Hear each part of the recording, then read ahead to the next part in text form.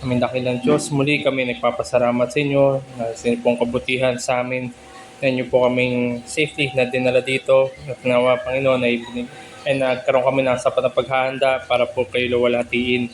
Sa oras na ito, hiningi namin yung pong biyaya upang mabuksan aming mga kaisipan at mga pag-unawa para kami tunay na matuto at mag-benefit mula po sa inyo pong salita. At samahan nyo rin kami, Panginoon, sa aming pagsamba na may alay namin na katanggap-tanggap po sa inyo.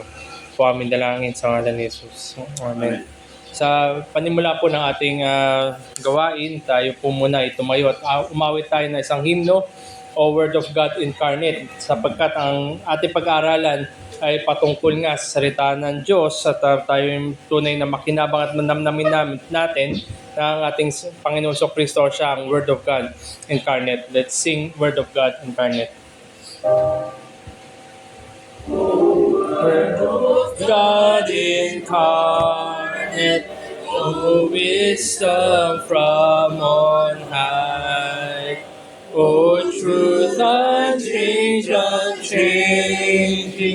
O light of our dark sky, we praise thee for the radiance that from the hallowed page a lantern to our footsteps shines on from age to age.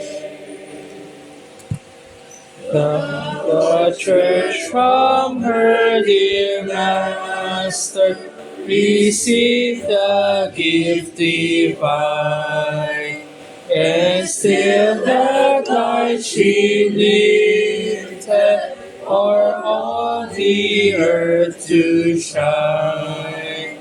It is the golden casket where gems of truth are stored. It is the heaven-drawn picture of Christ, the living Word. It floateth like a banner before God's host unfurled. It shineth like a beacon above the darkling world. It is the chart and compass that o'er life's searching sea, minutes and rocks and quicksands, the guides of Christ to thee.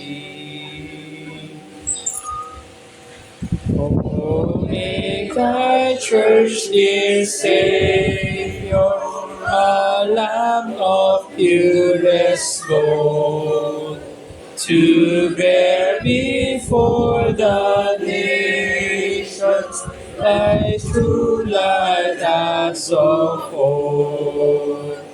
O teach thy wandering pilgrims by this their path to trace, till clouds and darkness ended, they see thee face to face. Makaupo na po ang bawat isa.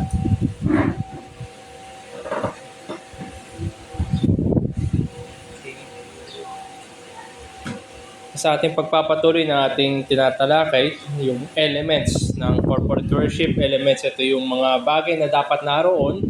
Nandiyan yung ilan, no, na mga yung natalakay na natin, singing the word and reading the word so far. Ngayon, ang simulan natin yung teaching the word element ng corporate worship, yung pagtuturo naman. So, teaching the word. Sa teaching the word, before this na, sa teaching the word, meron tatlong bahagi ito. Yung tumatayo dito, yung nagbibigay ng maiksing exhortation. Doon sa text na binasa, sa call to worship, sa scripture reading. Actually, yung presiding, it's a teaching of the word, the function. then yung Sunday school, saka yung sermon natin. So bilang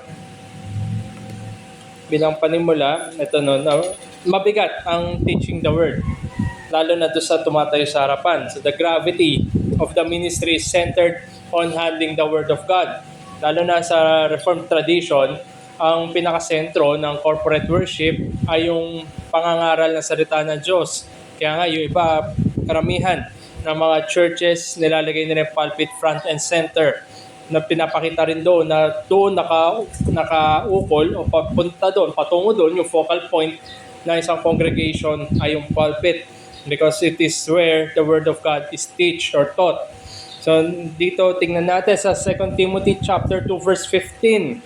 Sabi dito ni Pablo kay Timoteo, "Do your best to present yourself to God as one approved, a worker who has no need to be ashamed, rightly handling the truth."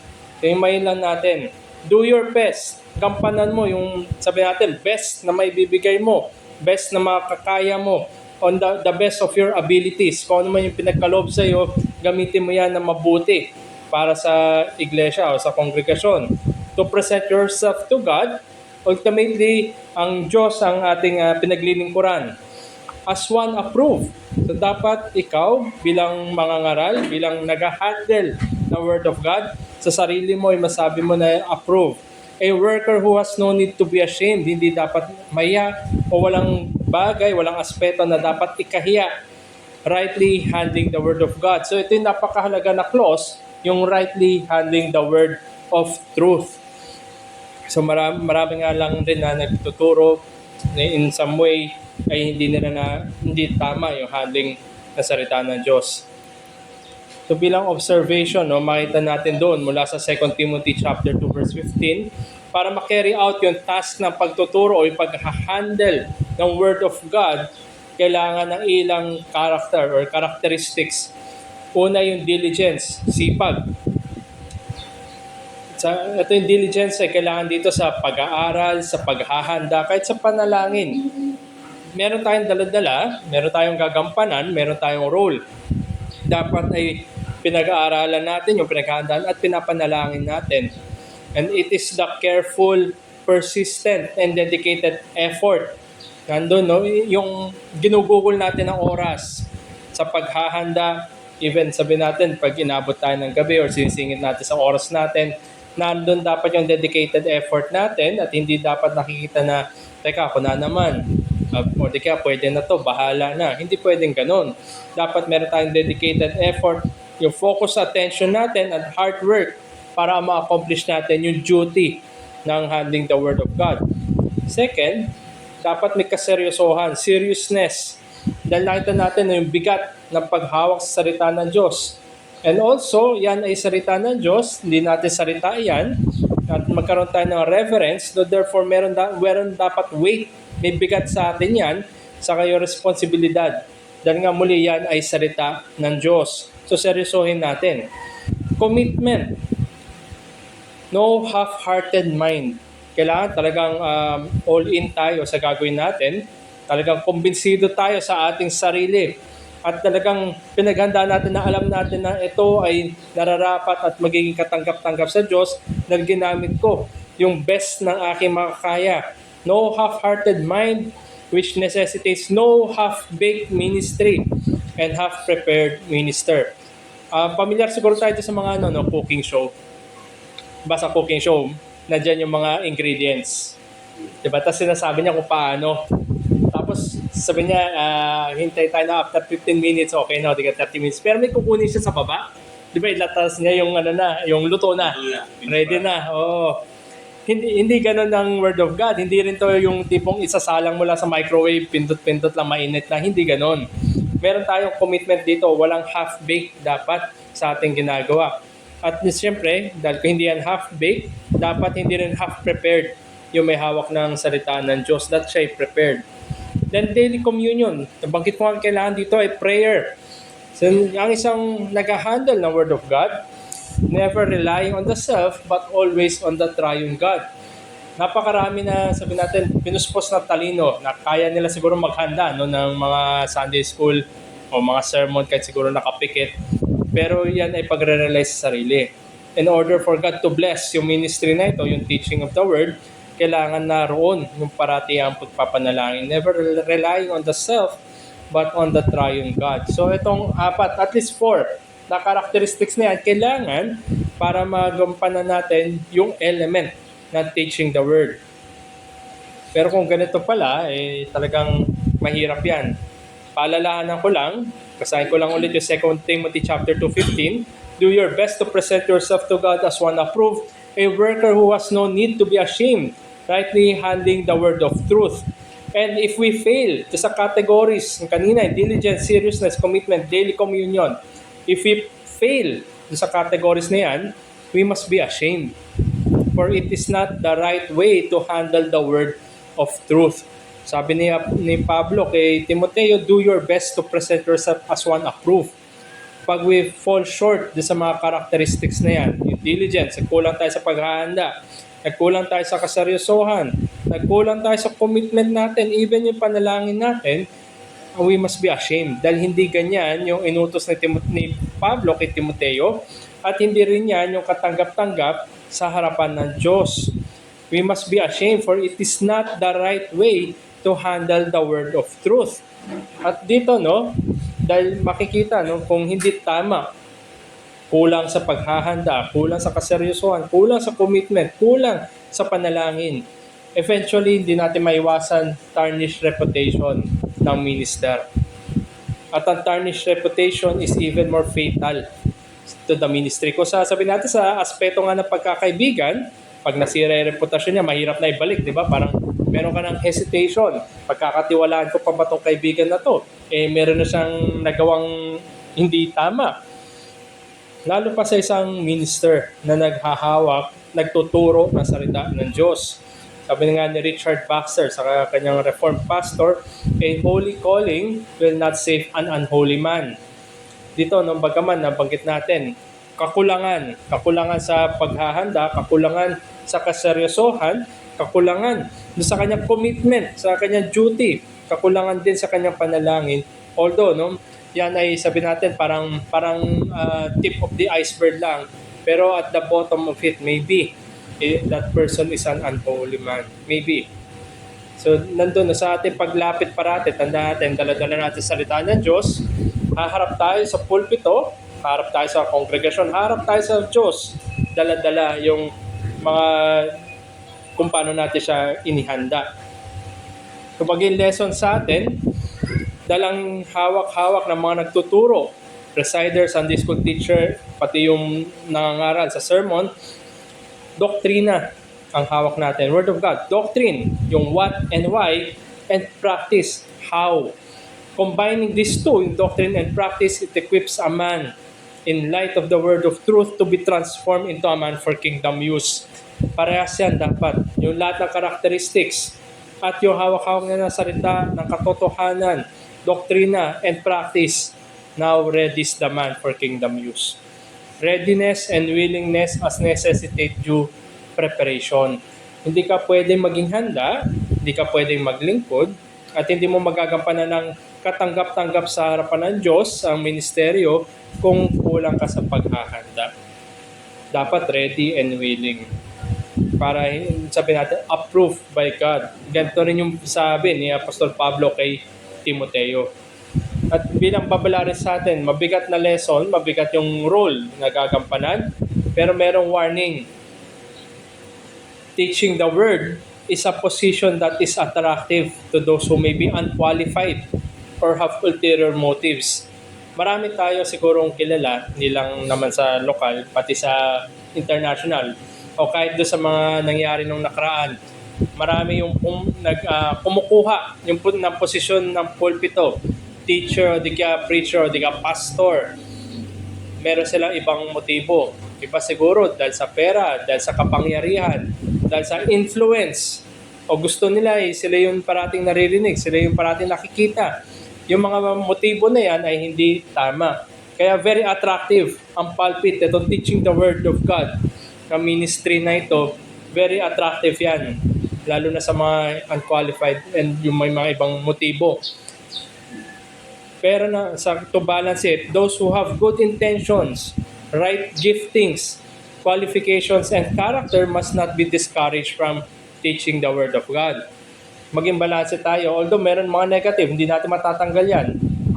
Realidad yan. Pero hindi rin dapat mawala ng encouragement. Lalo pa nga dapat natin encourage kung nakikita natin na merong kapatid na sabi natin inihahanda, pinupuspusan ng kaloob ng Diyos, yung right giftings and fittedness, pati yung qualifications. Ano pa tong qualifications na ito? Sabi nga ni Pablo kay Timoteo, 1 Timothy chapter 3. Basahin ko lang.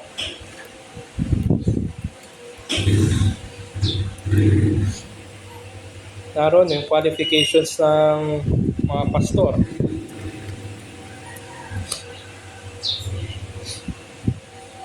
Ano?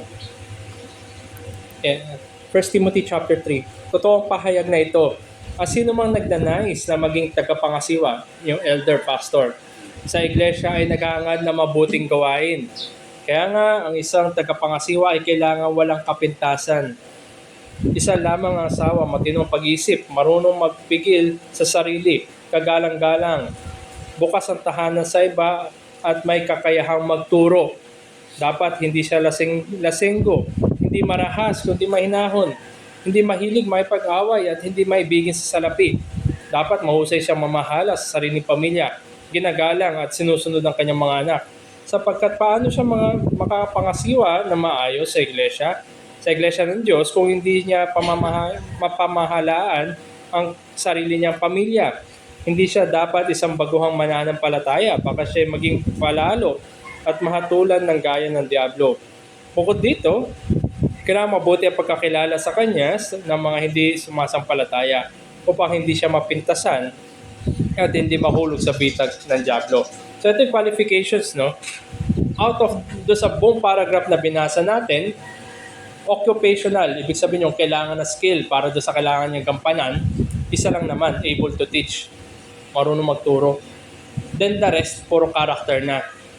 Dahil, tandaan natin, mas mahalaga sa position ay yung character. Yung mga, although kailangan niya marunong siya magturo, pero itong mga bagay na ito pwedeng makuha niya through training, sa pag-aaral, sa pagpa-practice. Pero yung character, mahirap i-build ang character.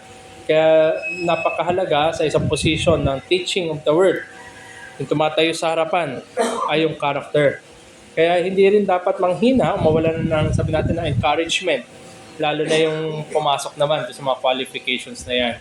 At isa nga sa text, scripture text, patungkol dito sa warning na ito, ay mababasa natin sa James chapter 3 verse 1. Sabi ni Santiago, "Not many of you should become teachers, my brothers, for you know that we who teach will be judged with greater strictness." Parang napaka-bigat. Mabigat na nga ay salita ng Diyos. Sabi dito, with greater strictness, mas mabigat pa lalo yung parating. Tandaan natin, ito yung salita ng Diyos na hinahawakan na isang nagtuturo. Ang Diyos ultimately ang magja-judge sa Kanya. A teacher should always have the greater strictness in mind. Hindi siya dapat maging casual lang. O di kaya sabihin natin na parang para siyang sabihin natin yung kung ano na lang lumabas sa kanyang isipan, sa kanyang dila. Hindi pwedeng ganon. God will hold accountable those who teach. And the reality of how hard it is to use the tongue, yung dila, ito yung dinidil dito ni Santiago, yung paggamit ng dila, use the tongue wisely in speaking, especially in teaching. Kung mayroong mga tao nga, sabi natin, yung paratian, nadudulas yung dila. Nasasabi nila yung mga bagay na hindi nila dapat sabihin. So wala silang control doon sa kanilang dila. Lalo na siguro sa pagtuturo ng salita ng Diyos. Lalo na kung sabihin natin hindi aral, hindi nag-train, hindi babad sa scripture, hindi babad sa panalangin, hindi niya, maaaring most probably, mali yung maituro niya. Kasi ayon doon sa salita ng Diyos, tinuturo lang niya yung kanya sariling opinion. Sabi nga sa isang article sa Ligonier, few people should become teachers not only because their potential for misleading people is greater than that of others. but also because they speak so often and have more opportunities to sin with their tongues. Ibig sabihin, dahil kung sino yung nasa harapan, siya yung may microphone, siya yung napapakinggan, so kung ano yung nasasabi niya, yun yung na-absorb. Kung kaya't dapat ay maging maingat, hindi tayo dapat nagmamadali sa pagtuturo ng salita ng Diyos o hindi tayo dapat nagnanais out of whatever motive kung wala tayong control sa ating sariling dila. Magi tayo mapagpigil. Hindi nga dapat, sabi nga, not many of you should become teachers. So dapat iilan lang. At doon sa ilan, make sure yung mapapakinggan natin, aside sa may control sa dila, ay tama yung kanyang natuturo. Tandaan natin kung sino yung nagsasalita, siya yung naririnig, siya yung malaking potential for misleading the people. So, kumpara sabihin natin sa mga walang microphone, yung mga casual na sabihin natin sa grupo-grupo nagtuturo, mas malaki yung potential na mag-mislead ng people yung nasa harapan. Kaya kailangan maging maingat. Not many of us should become teachers. Meron tayong dapat control sa ating dila. So do not take the task of teaching the word too casually. Seryosohin natin to, hindi to casual na bagay lang. Lack of preparation is far easier to spot than coming prepared. Ito, real talk siguro. Mas madaling makita yung kulang sa paghahanda kaysa doon sa dumating na handa. Mas madaling maspat yan. Lalo na siguro, no, sa amin, sa training namin, meron kasabihan na sabi niya, if you do not know what you're talking about, you will need a lot of time to say things about it. Ibig sabihin, pag wala ka naman talaga alam, doon sa sinasabi mo, doon ka nagtatagal. Humahaba, dumadami. Para ipalabas na parang alam mo yung isang bagay. Pero kung alam mo isang bagay, totoong alam mo isang bagay, hindi ka dapat tatagal sa pag-explain ng bagay na dahil alam mo yung bagay na yon. So nandoon, no, kailangan din makita natin, madaling makita yung hindi handa kaysa doon sa handa. At sabi nga dito sa isang article, yung Judgment for Teachers, when we accept such position of influence over others in teaching the word in the ministry, whether in an official ministerial capacity or not, God will judge the words we speak more strictly. Kung sa casual na usap o pananalita nga ay hatulan tayo ng Diyos, lalo pa sa pagtuturo ng kanyang salita. So now, no, balik lang ako sa umpisa. Nabanggit ko itong element ng corporate worship, yung teaching the Word of God. Meron tatlong sabi natin hati. Kasama yung presiders, number 1 presider, number 2 Sunday school teacher, number 3 yung preacher sa morning or afternoon worship. So simulan ko muna doon sa presiding duties. Yan, so nandito si Brian. Presider natin. Okay. Ano ba yung purpose of presiding? Purpose of presiding, leading the congregation in prayer and praise and guiding the various parts of the worship service. Maraming parts of worship service natin. Hindi lang naman tayo nag-aawitan. Nagbabasa rin tayo. Tapos nandun din yung nagbibigay rin ng short exhortation. Nire-ready din yung congregation. So maraming roles or maraming facets itong presiding. Presiders facilitate the worship service by guiding the flow and structure. So nandun, no, malaking nakaatang doon sa presider. Kung pwede natin isipin, no, think of it yung kung pamilyar tayo doon sa tatawag na na meter D. Kunwari sa restaurant, pupunta tayo sa restaurant. May sasalubong sa atin sa pintuan, tatanong sa atin, sir, ma'am, good for ilan po, ilan yung panauhin. Kasi sabi natin, kunwari, table for 6, ganyan. So, i-guide tayo ng meter D, papunta doon sa table na kasya yung 6 or mas marami pa. So, ganun yung presider, siya yung mag-guide. Not necessarily na siya yung kukuha ng order, not necessarily na siya yung mangangaral, siya yung magtuturo, siya yung nag-guide. Ang presider ay yung nag-guide na iyon. So, malaki yung ginagampanan ng presider kasi gina-guide niya. Saan papunta, saan patungo, tapos ipapakita niya ngayon yung mangyayari sa worship service. Then, yun yung purpose na presiding. Then, the parts of presiding. So naroon, no, I hope familiar na tayo sa liturgy natin dito sa Gawain sa Kapalaran. So nagsisimula yan sa welcoming remarks, tapos may announcements tayo, then naglalagay tayo ng moment of silence, then praying, nagpe-pray. Tapos binabasa yung Word of God, nagsisimula yan sa call to worship, yung sa psalm. Tapos nagbibigay yung presider ng maiksi lamang na exhortation. Tapos nililid niya ngayon kung kongregasyon tungo sa pag-awit at so on and so forth. Marami ang kailangan gawin ng presider.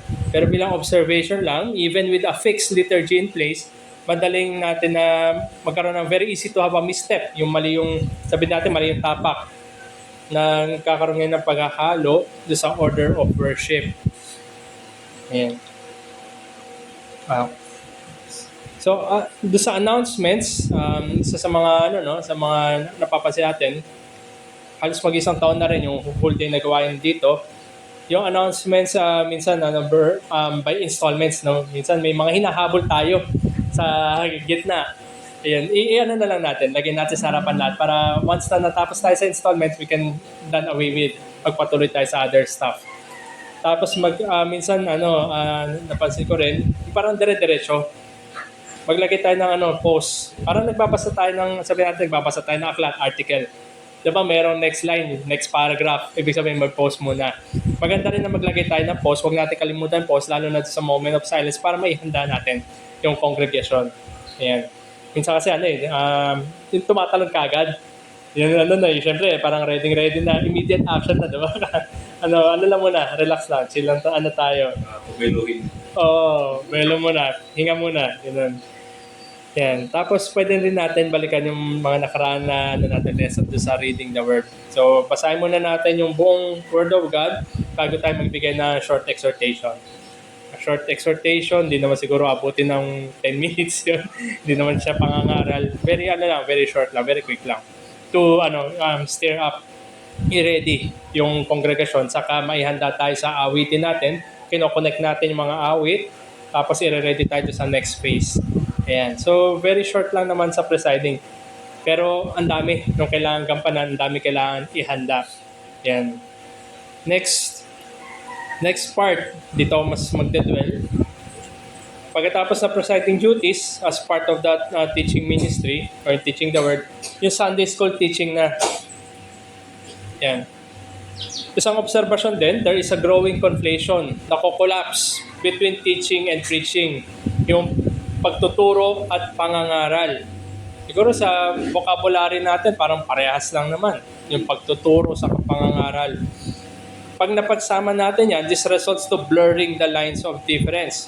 Meron silang pagkakaiba. Pero ano ba yung pagkakaiba nila?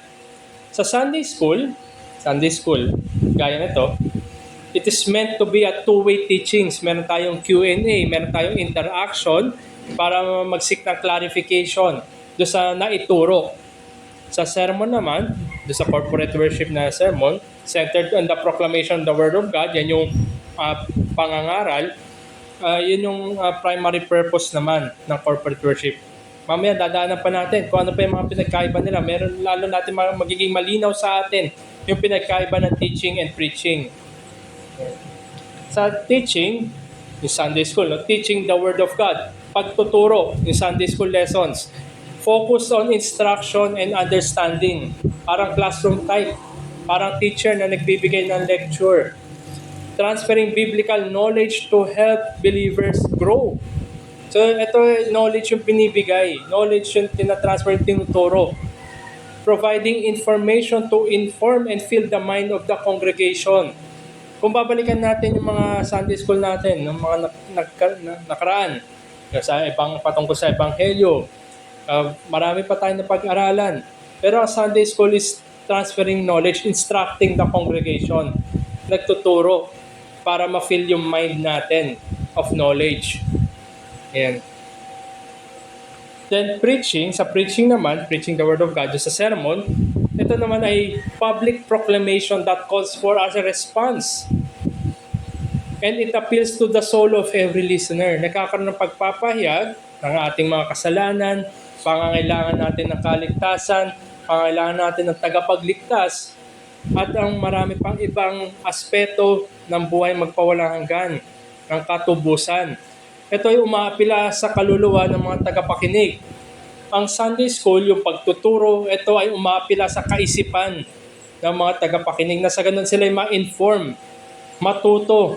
Ang sermon naman umaapila sa kaluluwa upang sila ay manampalataya, magsisi sa kasalanan at manampalataya. So nandun yung primary difference nun. Sunday School, nagpe-feed ako ng knowledge.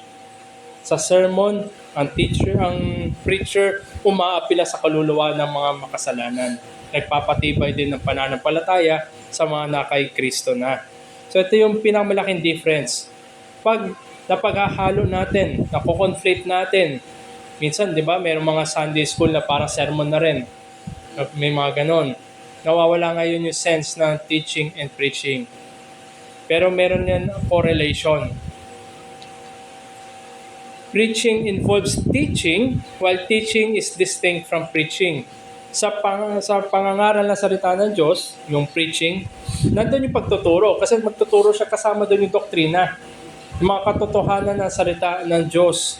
Pero itatawid niya ngayon sa pag-apila sa kaluluwa ng bawat isa. Then, yung preaching appeals to the soul to seek refuge in Christ, to be saved. Habang yung teaching naman informs and equips the mind to be convicted and strengthened. Maraming sabihin natin, mga mananampalataya na kailangan nila ay katuruan. Ibig sabihin, parang yung sa serye natin sa Thessalonians. Sila yung mga mananampalataya, pero baby pa lang sa pananampalataya. Kaya nga meron silang mga question patungkol sa kamatayan, sa pagkabuhay muli, sa pagbalik ni Jesucristo. Nag-supply sa Apostol Pablo ng katuruan para sila lumago. Sila ay ma-equip at tumibay ang kanilang pananampalataya sa harapan ng mga kapighatian. So that's teaching. Now, preaching naman, preaching from, halimbawa, 1 Thessalonians, kasama yung mga katuruan na yon, pero tinatawid ito ngayon sa panahon natin, lalo na sa mga tagapakinig. So when we recall, past Sunday School lessons natin, observe natin yung difference na Sunday School at no sermon. At kung i-review natin, yung mga Sunday School sermon natin, parang lessons and sermons, parehas naman beneficial to the believer, pero may pinagkaiba. Sunday School, nag-feed tayo ng kaalaman, nagtuturo tayo, preaching, nangangaral, umaapila sa kaluluwa ng mga tao, ng mga makasalanan. So I think dito muna ako magtatapos sa presiding saka sa teaching of the word sa Sunday School na lesson. Lord willing, next time yung preaching naman, yung pangangaral mismo. Kung ano ba itong pangangaral na salita ng Diyos, pinagkaiba niya doon sa pagtuturo. Pinagkaiba na teaching sa preaching. Though hindi ko dinideny na maraming parang Sunday School nila parang sermon. Pero nandun dapat yung pagkakaiba. Teaching, nag-inform, nagtuturo ako para natututo tayo, na-fulfill yung mind natin ng mga kaalaman. Yung preaching naman is nandun yung pag-apila para sa pananampalataya at pagsisisi sa kasalanan. Sunday School lesson, hindi ito pag-apila sa kung na-convict dahil sa mga katotohanan na pinahayag, well and good, purihin ng Diyos. Pero sa pangangaral ng salita ng Diyos, ito yung mga preaching na nandun talaga yung sangkap ng call to repentance and faith. Halimbawa, kung familiar tayo, diba, may mga, kung naka-encounter kayo, may mga nag-street preaching. Yung mga, halimbawa, nasa market, diba, nangangaral sa salita ng Diyos. Street preaching yun, kasi very urgent na magsisi sa kasalanan at manampalataya. Pero walang street teaching. Hindi natin maituturo to sa audience kasi hindi yun yung immediate na need nila. Kailangan nila ang pagsisisi sa kasalanan. So dito, presiding duties muna tayo, saka doon sa Sunday School teaching. Lord willing, next time, yung yung preaching natin. Meron po ba tayong mga katanungan? By the way, ito yung aking mga references. May katanungan po ba or paglilinaw? Next time, yung preaching yung lilinawin natin. Tatalakayin natin mga uri na preaching at saka yung mga iba pang aspeto ng preaching. Ayan. May tanong po ba? May katanungan? Or...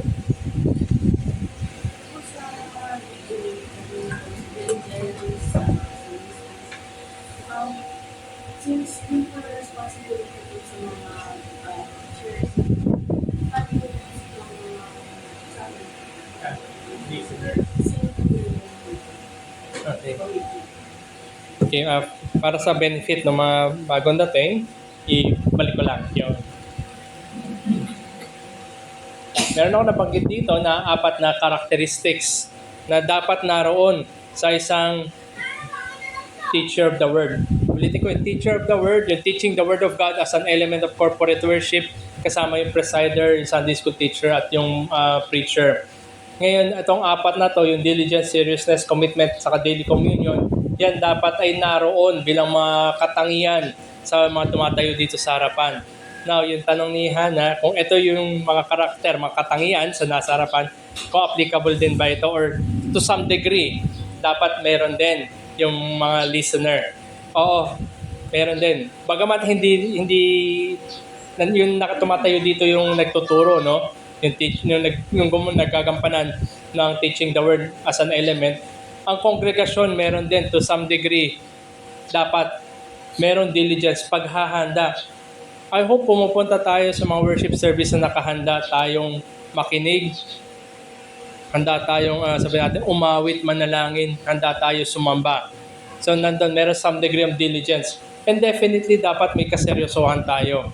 Tandaan natin, ito yung pagsamba, sinasamba natin ng mabuti at banal na Diyos, sineseryoso natin yung kanyang salita, at nandun din yung bigat, lalo na kung sinasabi natin na tayo mananampalataya, seryosohin natin ang ginawa ng Diyos para sa atin, lalo na pag may meditate natin sa kanyang salita at pagdalo sa mga panambahan. Commitment. Kailangan din merong commitment ang mga tagapakinig. Commitment natin sa salita ng Diyos na tinatanaw natin na ito'y totoo, ito ay sapat para sa kaligtasan at pamumuhay sa kabanalan. Ito ay mula sa Diyos na kanyang graciously, mapagbiyaya niyang pinaabot sa panahon natin ngayon upang ako ay mag-benefit. So nandun, meron tayong commitment dapat. At meron din tayong commitment dapat na sa kabutihan ng Diyos ay dinurog tayo sa isang gawain para lalo pa tayo lumago. At dapat meron tayong daily communion. Kahit listener tayo, I hope na meron tayong mga daily devotion at mga panalangin, may prayer life tayo. So to some degree, yes, sa listeners, kailangan din. Pero mas mabigat sa nasa harapan. Mahirap naman kung sabihin natin, no, it goes both ways. Yung sa nasa harapan, dapat meron siya ganyan, mas matimbang. Dapat meron din ang nasa kongregasyon na ganito.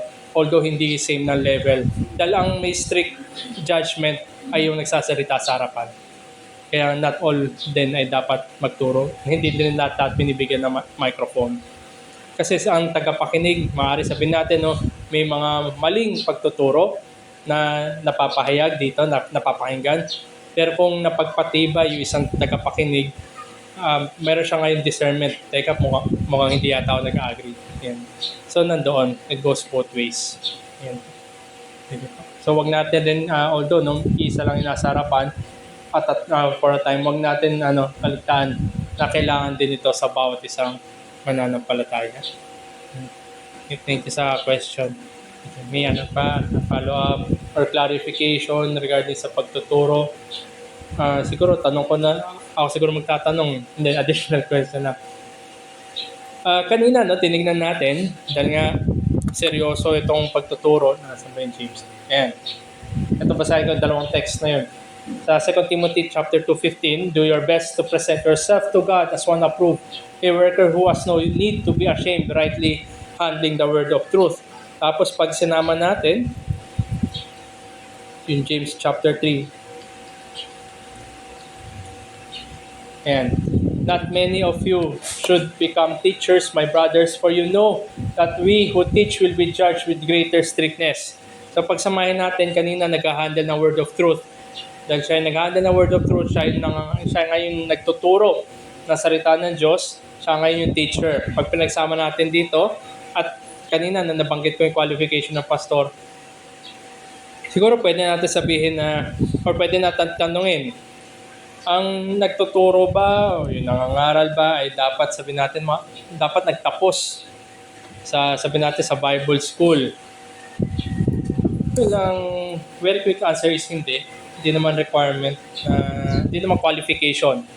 yung nagtapos siya sa Bible School. Pero maganda, malaking benefit kung nagtapos siya sa Bible School dahil naihanda siya kung paano i-handle yung Word of God, ayusin, i-organize yung kanyang material para maipresenta niya ng malinaw sa payak na kapamaraanan, sa naiintindihan, na-absorb ng kongregasyon.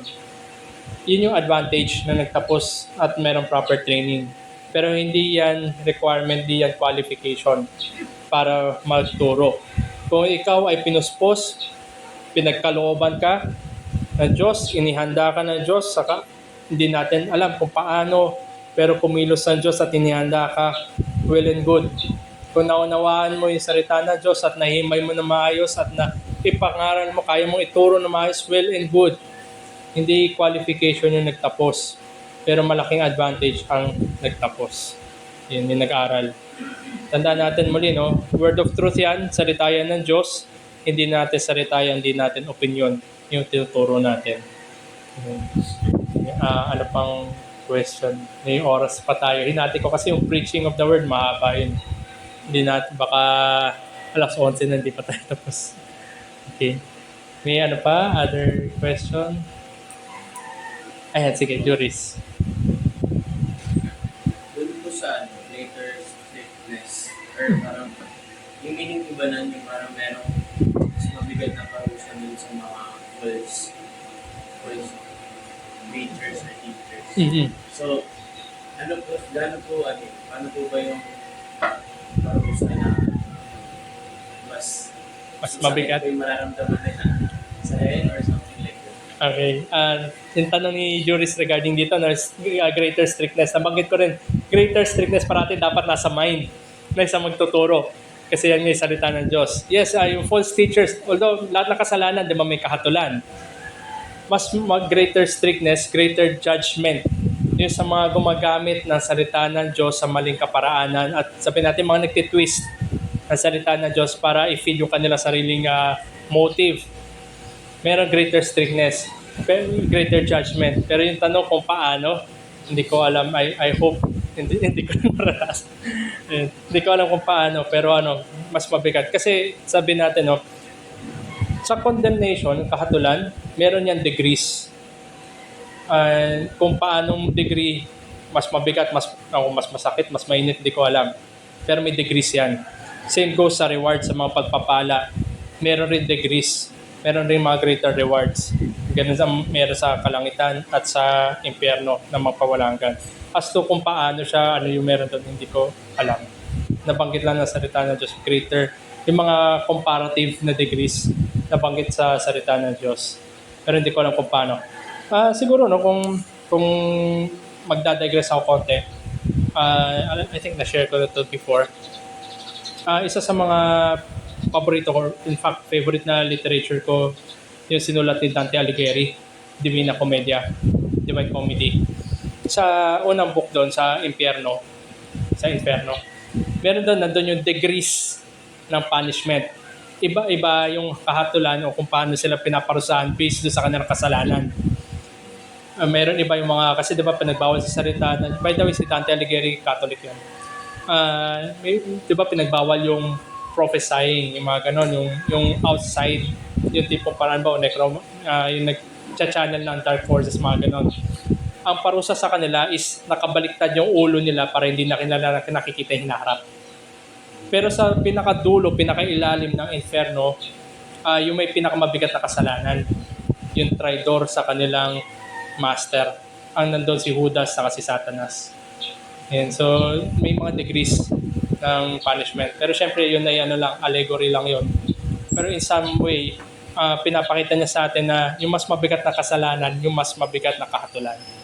Yan. So, hindi ko sinasabi na word of God yung literature na yan.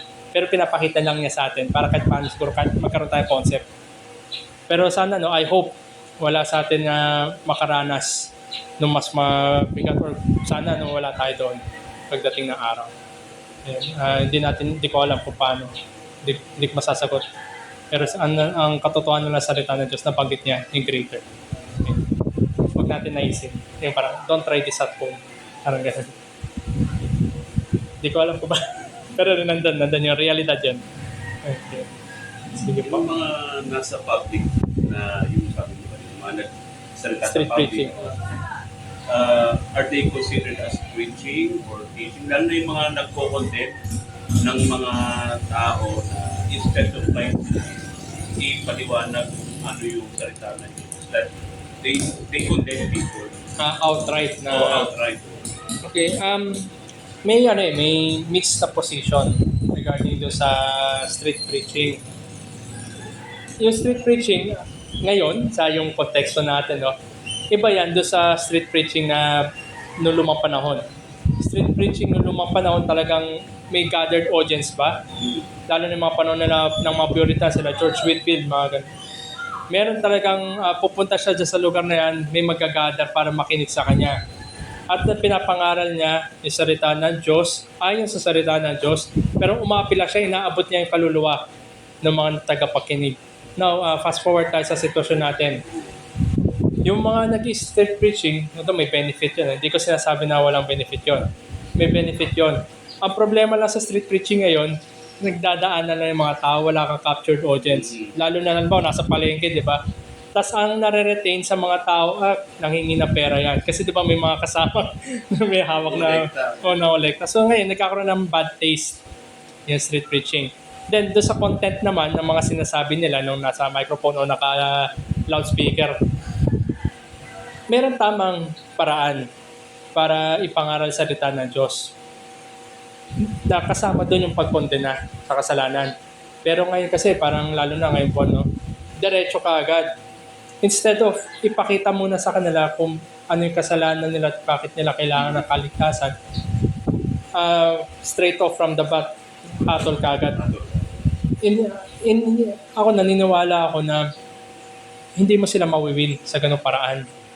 Kundi dapat i-explain mo muna yung realidad ng kasalanan sa pangailangan ng kaligtasan. Bago tayo, nandun yung kahatulan, nandun yung mga batas ng Diyos na kanilang sinuway, nandun yung realidad na kung sino ang Diyos, sino sila, bago tayo, para maabot natin. Kaysa doon sa yun outright. Instead na mahatak mo sila patungo sa sinasabi mo, pakinggan nila, ikaw na mismo ngayon tumutulak palayo sa mga Meron kasi ako na nakakita siya ng mga homosexual na inatake niya kaagad. Oo. Inatake niya yun. Na kayo, diretso na kayo sa impyerno. Oo, saka sinabi nga sa 1 Peter chapter 3, I believe, verse 17 or 15. Sabi doon, pag meron nagtanong kung ano ng pag-asa na meron sa inyo, ipahayag nyo ang hope nyo with gentleness and humility. Pagpapakababa. Kasi ang ating Panginoon, siya yung ultimately nagpakababa para abutin tayo. Ngayon, kung ikaw ay niligtas ng Diyos, magpakababa ka para abutin yung iba. Hindi sa kaparaanan ng pag-atake. Kundi dinidepensa mo lang kung ano yung meron kang pag-asa at naisip mo na abutin rin sila sa ganung kaligtasan. Mahirap talaga yung, hindi natin maiwasan, lalo na yung mga nag-rally siguro, lalo sa mga ngayong buwan, no? Diretsyong kondena. Siyempre, kung yung, sabi natin, yung nasa community na ganun, hindi naman nila naiintindihan salita ng Diyos. Ano nga sabi nga ni Pablo, kamangmangan sa kanila, folly sa kanila yung word of God. Now, kailangan mo sila abutin sa tamang kaparaanan. Ayun yung negative sa street preaching. Tapos i-combine pa natin yung nakikita yung nanghingi, di ba yung nagpapatikot. Yan, so wala tayong mawiwin sa ganun. Yan. Pero may mga nag-street preaching rin na tama naman yung paraan nila. Na sinasabi nila muna na pinapaliwanag nila kung bakit kasalanan ito, kasalanan nyo. At lahat tayo pantay-pantay sa harapan ng Diyos. Lahat tayo hatulan. Yeah. So may tamang kaparaanan. Before, nagpo-conduct kami before sa Muñoz ng street preaching, ginagather. Pero hindi yung in passing lang, ginagather para talagang may captured audience. Maintindihan nila sinasabi, saka walang nanghingi, walang basket na pinapaikot na gano'n. Yan. Alam mo, sa totoo lang, mas nag-stick yung pagpapaikot ng basket kaysa doon sa sinasabi nung nasa loudspeaker. Ayun na stigma, di ba? Pag, gagawin, may nangangaral, dito tayo sa kabilang side, maglakad, di ba? Ayun kasi mas, umiiwas na. Dahil yung kagad yung connotation. Manghingi na pera. Saka yung umakit sa mga bus, Diba may lapel pa iba? Then, so doon natutuon. Although, sabihin natin, okay, totoo naman yung sinasabi nila. May mga scripture verses, di ba, na kabanggit. Pero ano yung pinaka-take away? Yung donasyon. Ayun. So, hindi rin tama yun. Ayun. Okay, meron pang may other question ka? Okay, sige. So, kung wala, Lord willing, next opportunity, tatalakayan naman natin yung preaching. Maging malinaw lang sa atin, yung teaching, ito ay nag-instruct, nagbibigay ng kaunawaan, ng knowledge. Para siyang classroom lesson. Nagbibigay ng pagtuturo. Like kung babalikan natin, di ba tinalakay natin yung mga gawa, yung work of Christ, yung kanyang persona, yung person of Christ, saka yung kanyang work. So ito yung mga classroom lesson, nagbibigay ng knowledge, nag-instruct. Sa preaching, nandun yung pagpapahayag ng katotohanan na umaapila kung bakit kailangan ng isang makasalanan na magsisi sa kanyang kasalanan at manampalataya kay Jesus. So nandun yung difference. Yung isa, pinupuno yung kaisipan, yung isa, inaabot ng kaluluwa. Sige, magtapos po tayo sa panalangin. Umuli aming Diyos na dakila, salamat sa panahon na pinagkaloob niyo sa amin sa aming Sunday School. Tunay nga, dalangin namin na lalo pa magkaroon kami ng kaliwanagan sa inyong po salita. Lalo na sa tinatalakay namin na mga bahagi ng aming pagsamba bilang isang kongregasyon. Hingin namin, Panginoon, na tunay nga na maalala namin ang mga pangailangan namin ng paghahanda, ng commitment, ng kaseryosohan sa kanang panalangin, pang-araw-araw na panalangin. Dalangin namin na maging maingat din kami sa paggamit ng aming mga dila, lalo-lalo na sa pagtuturo ng inyong salita, sa pangunguna, sa kongregasyon, at sa aming pag-awitan, at sa lahat pa ng aming gawain. At hiningi rin namin na inyo pong pagsama sa amin sa buong araw na ito at madakila namin kayo sa lahat ng aming aspeto ng aming pagsamba at ng buhay. Ito po aming dalangin sa ngalan ni Jesus. Amen.